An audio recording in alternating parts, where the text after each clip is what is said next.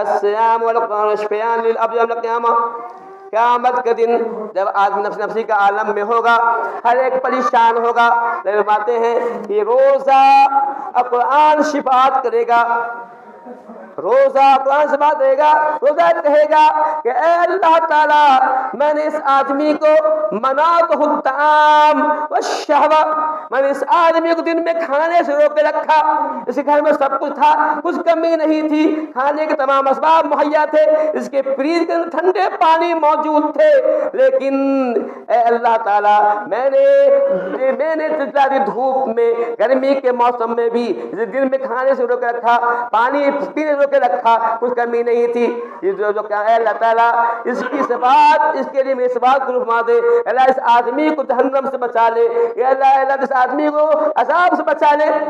اللہ یہ فرماتے ہیں کہ اللہ تعالیٰ روزے کی بات کو قبول کرے گا، اس آدمی کو بچا لے گا. معلوم ہوا کہ روزہ کتنی اہم چیز ہے کہ جہنم سے بچائے گا، شفاعت کرے گا. سماجی جو ہے قیامت دن سفارش کرے گا، پیروی کرے گا کہ اللہ تعالیٰ اس آدمی کو جہنم بچا لے.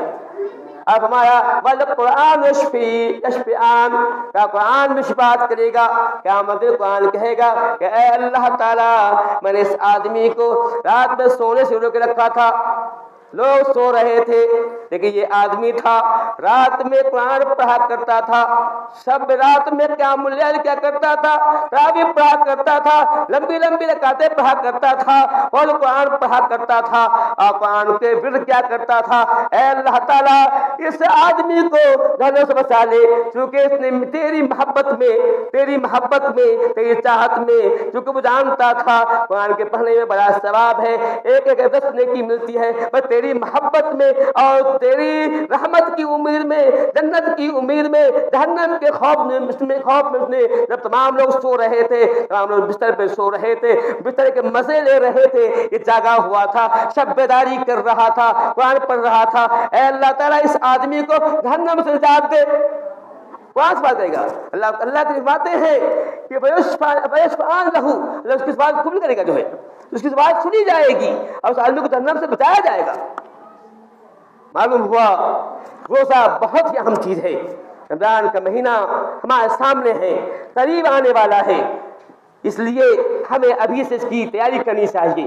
ایسا مزاج بنانا چاہیے، ایسے دماغی طور سے ہمیں تیار ہونا چاہیے کہ ہمیں روزہ رکھنا ہے. وہ تمام چیزیں جو روزے کے مخالف ہیں، جو ایمان کے مخالف ہیں، جو جن کا تعلق گناہ سے ہے، اس سے بچنے کی ابھی سے آ ڈالیں تاکہ رمضان کے مہینے میں ہم اچھا بچ سکیں.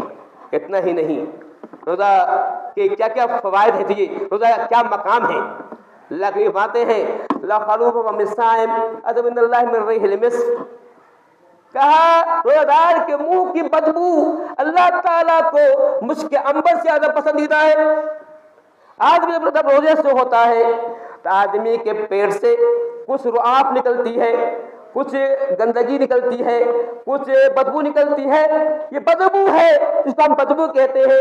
یہ اللہ کی باتیں ہیں، اللہ تعالیٰ کے نزدیک یہ بدبو جو ہے، یہ بدبو جس کو ہم بدبو کہہ رہے ہیں، یہ بدبو مشک عنبر سے زیادہ پسندیدہ ہے. کتنا اندازے کی کتنا مقام روزے کا ہے کہ اب جس یہ بدبو ہے، ظاہر میں بدبو ہے، اندر سے نکل رہا ہے، لیکن یہ بدبو بھی اللہ تعالیٰ کے نزدیک مشک عنبر سے زیادہ پیارا ہے. یہ روزے کا مقام ہے. اتنا ہی نہیں، حدیث قدسی ہے، اللہ تعالیٰ فرماتا ہے الصوم لی وانا اجزی بہ، یہ روزہ میرے لیے ہے، اس کا بدلہ میں ہی دوں گا. تو اسی میں کہا کہ مانا اجزی بہ، اس کا بدلہ میں ہی ہوں. روزہ میرے لیے ہے، اس کا بدلہ میں ہی ہوں. مطلب اس نے جس نے روزہ رکھا تو اس نے مجھے پا لیا. اس نے روزہ رکھا خلوص کے ساتھ. جو اس کا جو طریقے ہیں، اس کے طریقے کیا ہیں روزے کے؟ تو طریقہ یہ ہے جیسے ہی غروب شمس ہوتا ہے روزہ کھول لے، انتظار کر لے آدمی. ایسے نہیں انتظار کرے کہ اب اندھیرا ہوگا، جب تب دکھائی پڑ رہا ہے ہم روزہ نہیں کھولیں گے. کبھی کبھی یہ بھی کچھ لوگوں میں یہ بھی ہوتا ہے، جب تک بال دکھائی پڑ رہا ہے روزہ نہیں کھولیں گے. ہاں، بال اب دکھائی نہیں پڑ رہا ہے تو روزہ کھولیں گے. یہ کچھ باتیں ہیں، یہ روزہ کا یہ حق نہیں ہے.